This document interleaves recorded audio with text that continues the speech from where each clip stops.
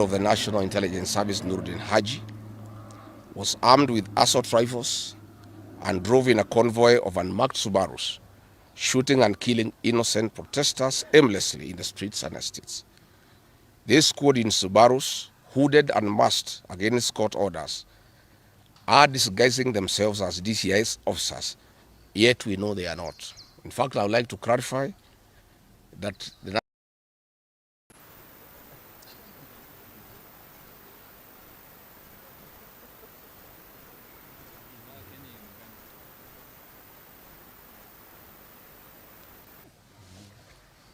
Are you ready?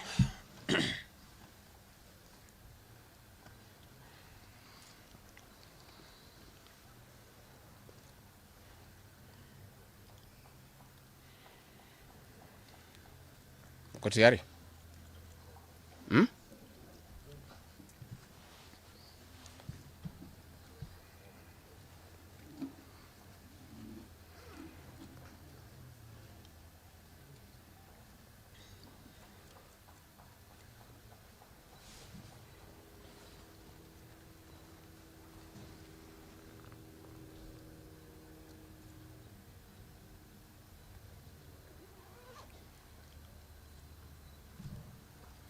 Muko tayari? Thank you. Dear Kenyans, you are all aware of the political developments in our country. We are standing at a point of economic, political, and social nosedive as a nation.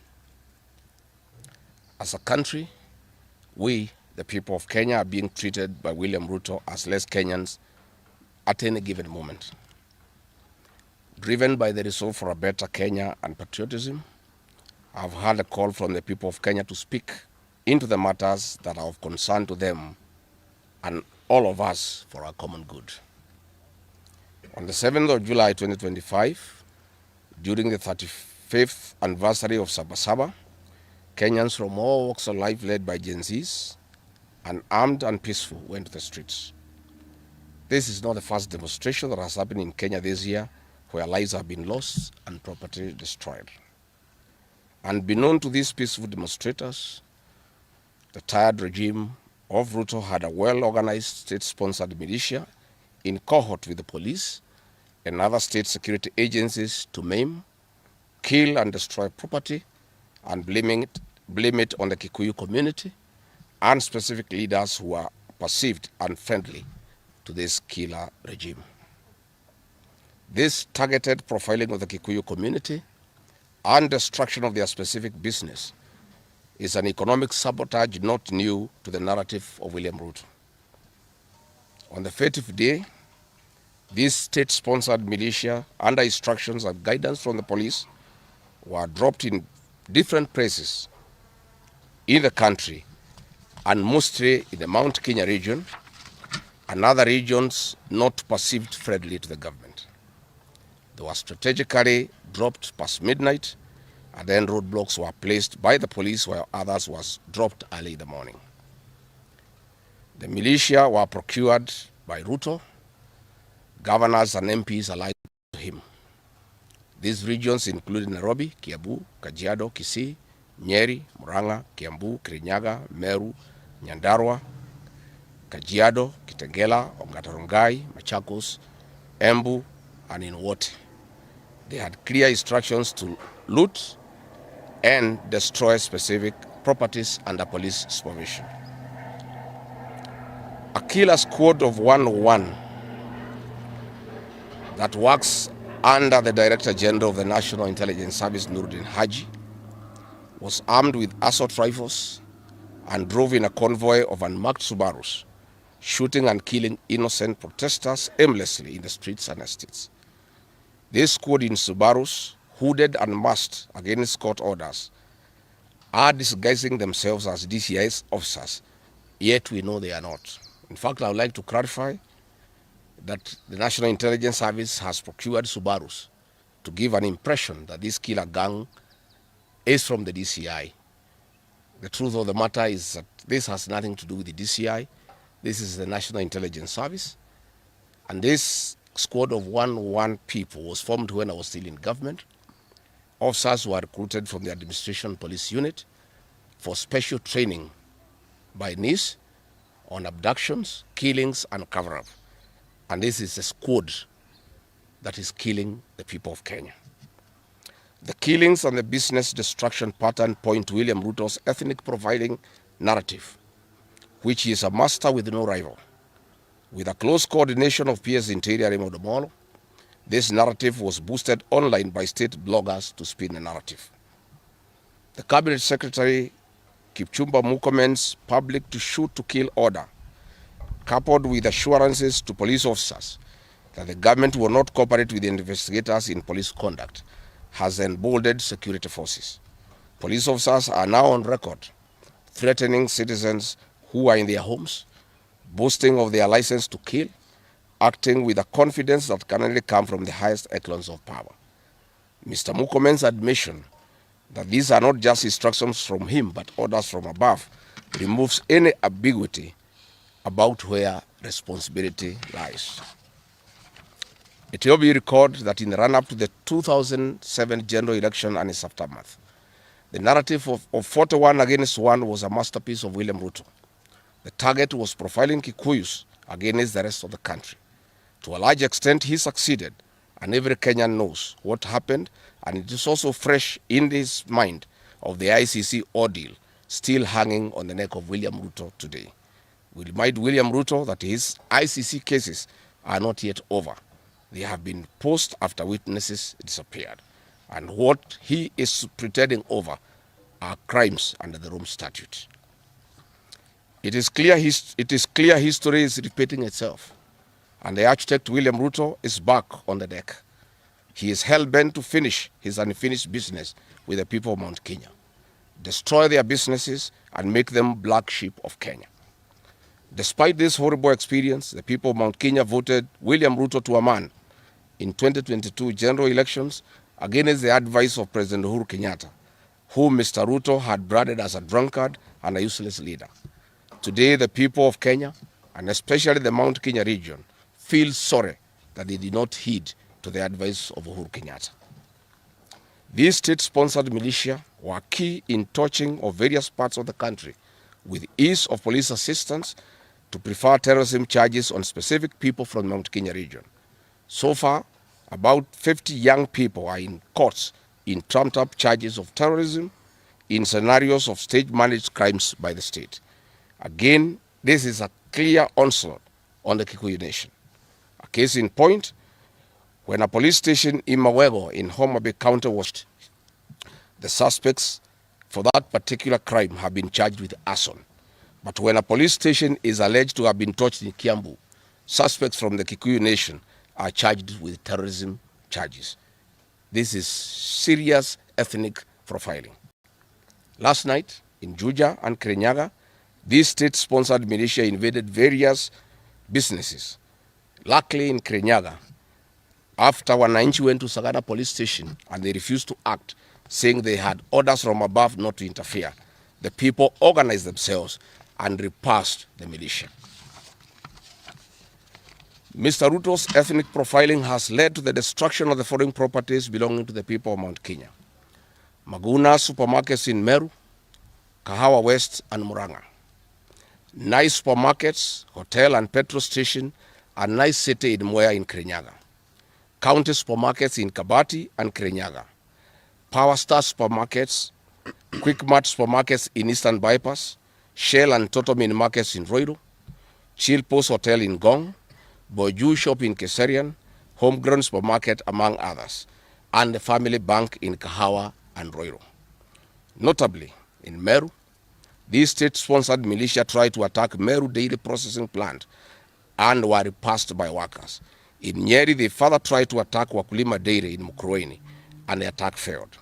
We urge our businesses to heighten security surveillance on their business premises and production lines, especially the KTDA, coffee factories, milk processing factories, among others. We take note that in Meru, on Sunday the 6th of July, at an event attended by CS Kipchumba Murkomen, the MP for Bori, Mugambi Redikire, indicated that a supermarket would be attacked the following day. As sure as December 25 is Christmas, And true to his ate kuna word, mtu kotini Maguna supermarket amesema was touched by the state-sponsored ati Inspector General ya which police the MP was private to. asitumie watakano This is protect selective justice. mali na maisha The evidence ya that these Wakenya militias wengine. have blamed it on the Mau Mau. This divide and rule tactic will not work, Mr. Ruto. We know that in Meru, they want to use this mayhem to blame Mithika Linturi. In Embu, they have already they are blamed supposed Mkonji to be Gitonga. used to protect in Kitengela, the lives and Iron property Gong, of other they Kenyans when they are in danger. Senator Seki and MP Onesmus Ngogoyo. In Nyeri, they are trying to haunt Honorable Kagusha. And in Kirinyaga, they are targeting Senator Murango. We want to remind President Ruto police have a right, constitutional right, to use whatever means possible Kenyans are suffering to make sure across the country. the lives of Kenyans are protected, their property is protected, and they need to take steps to make sure that if life and property is in danger, the police must act accordingly. Kenya for starting out against this tribal profiling of the Kikuyu. Ati anasema ati siku iko protest ama hii vitu vita ati polisi wakae sijui wafanye nini. Hakuja wapigia watu makofi wakivunja mali ya watu. In uncontrollable anger. Mr. Ruto, excessive anger is not a solution. I want, with a lot of humility, to advise you to stop being angry. That will not help. You need to know what you need to do because you have not been listening to the people of Kenya. The people of Kenya are more angry than you are. They are angry this morning we are very sad to hear the statement issued by the President of the Republic of Kenya. The President of the Republic of Kenya has come out very furious. Another ills that bedevil your administration. If you want to be calm, please abolish the housing levy and give dignity to the payslip. I have heard you saying that you cannot give jobs to the young people. Please restore the dignity of the payslip. Restore the capacity of the middle class. The middle class will give jobs to these young people. Stop. Mwai Kibaki and Uhuru Kenyatta were guided by the Constitution and the rule of law. They did not capture our constitutional institutions to work for them. They never killed children, tempted to build churches in State House. They never organized militias to destroy people's property and kill them. That is why you have a problem. Destroy people's property and kill them. That is why you have a problem. And we also want to remind you that Mwai Kibaki had a difficult time from you, William Ruto. Videos Mwai Kibaki did not face resistance. It's on record that you gave hell to President Kenyatta for 5 years. So it is hypocritical for you to allege that Mwai Kibaki and Uhuru Kenyatta had a very easy time. Most of the problems Mwai Kibaki and Uhuru Kenyatta had came from yourself, and it's on record. We want to advise you that the one-term movement is not getting you out of power outside the Constitution. Mr. President, nobody wants to throw you. Nobody wants to overthrow your government. Nobody wants you out of power through unconstitutional means. Mr. President, I and the people we work with are on record. We want to remove you from State House through the ballot in 2027. This narrative you are creating that there is an attempt to overthrow your government is for you to have the opportunity to use the Terrorism Act to profile communities and to persecute leaders who are opposed to your administration. Please relax. We want you to serve your one term. Nobody wants you out of government unconstitutionally. Nobody has any plan to overthrow your administration, Mr. President. We want to face you on the ballot in August 2027. So just relax and stop crying wolf that anybody wants you out of office unconstitutionally. There is no leader here who is planning a coup, and none has the capacity. And nobody is interested. The leaders in this country, and indeed 95% of the Kenyan population, want to humiliate you at the ballot. They will relish that moment. None of them would want you to go out through any other method, unless, of course, you decided to resign on your own volition. So please stop creating this narrative. This narrative is to enable you to use and terrorism law to persecute leaders and to persecute the Kikuyu community. If you speak out online, Mr. President, you want to use the Terrorism Act to harass people. If you dare challenge your administration, you want to use the Terrorism Act to deal with people who are opposed to your administration. My fellow Kenyans, let us not be deceived. William Ruto has stripped away even the pretense of democracy. What we are witnessing is not the rule of law, but the rule of fear. This is not the behavior of a government that serves its people. This is the machinery of outright dictatorship. Finally, I want to announce to the people of Kenya that tonight I will be traveling to the United States of America to talk to the Kenyans in diaspora and the international community about the state of the nation. I would have wanted to stay in the country at this very difficult time when our people are under siege, but I have engagements that I'm not able to postpone. I have been threatened by people close to William Ruto, who called some of my people today, that they will want to stop me from leaving the country. I have no problem. If you want to come and arrest me at the airport, as you are threatening us, you can go ahead. I don't have a problem. You cannot sell fear to us. You know, even if you sold us fear, we cannot buy. You know, and therefore, as I'm out of the country, unless I'm stopped from going, and if I'm stopped from going, I'm still okay. I'll be here because this is my country. We have made sufficient arrangements with other leaders in the united opposition to create a pool of lawyers to come in through for our young people who are being persecuted on trumped-up charges of terrorism. And I want to explain. I have heard the president saying that people have attacked police stations and the law courts. It was all stage managed by the MP for Kikuyu. How do you explain that people can walk into a police station and they are not armed and take over the police station from armed police officers? How do you go to the courts that are guarded by armed police officers and touch them? All these attacks of vital installations. And what is happening is history is repeating itself. This is exactly what Moi did in the 80s against the Kikuyu community. After the abortive 1982 coup, he used sedition laws and the clandestine Kenya movement to profile the community and hold people into court, and they'll be taken by Bernard Chunga after 5 p.m. This is history repeating itself. I want to ask our people to be calm, to be cautious, and to be strong. I want to appeal to our young people, the Gen Zs.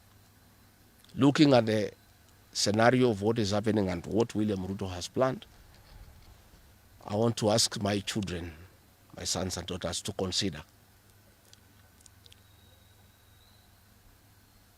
applying the next onslaught against the President William Ruto by getting IDs and registering as voters so that they can deal with William Ruto on the ballot. Because I fear for them. Anytime they go out to the streets, they are killed like chicken. I would like to preserve to us these children. We would like to live with them. We would like to see them grow.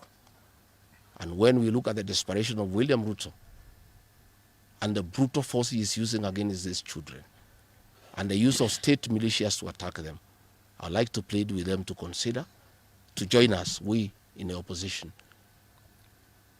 by registering as voters. And in 2027, we'll be able to get rid of President William Ruto. William Ruto, finally, let me ask you a question.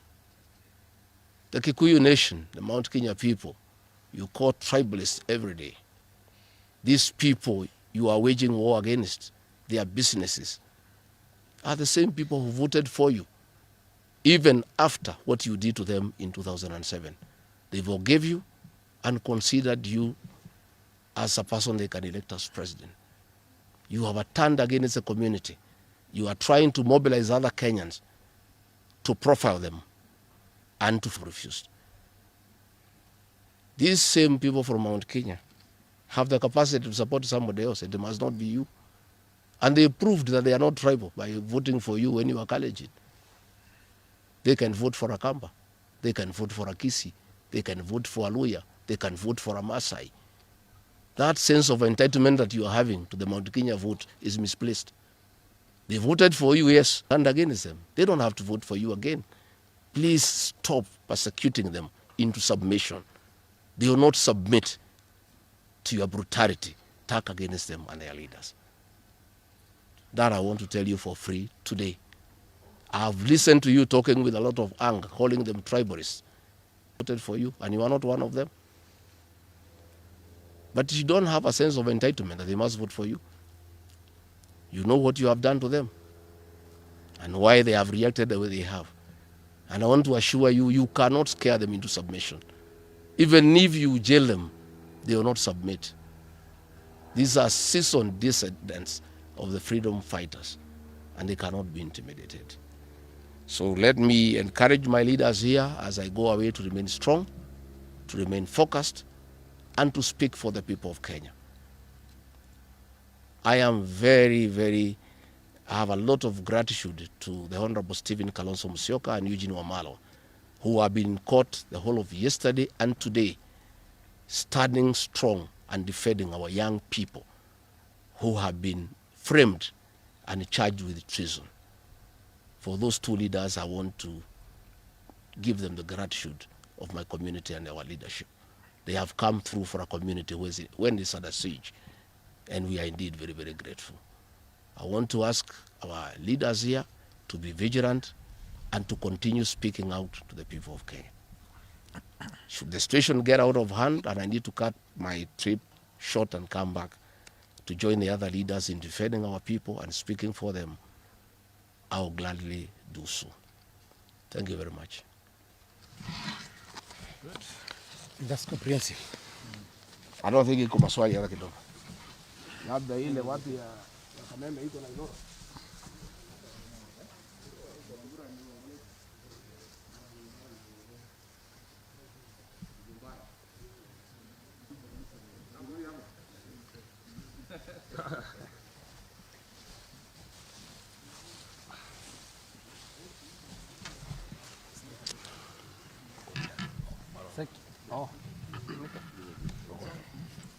Muko tayari wale watu ya Kifaransa?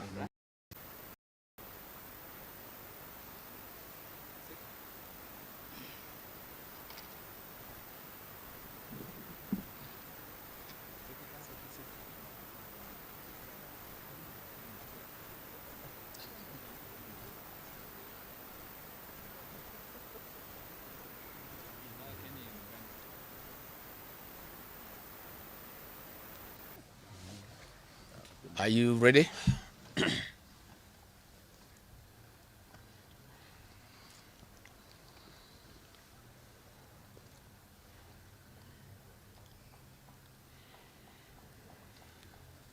Uko tayari?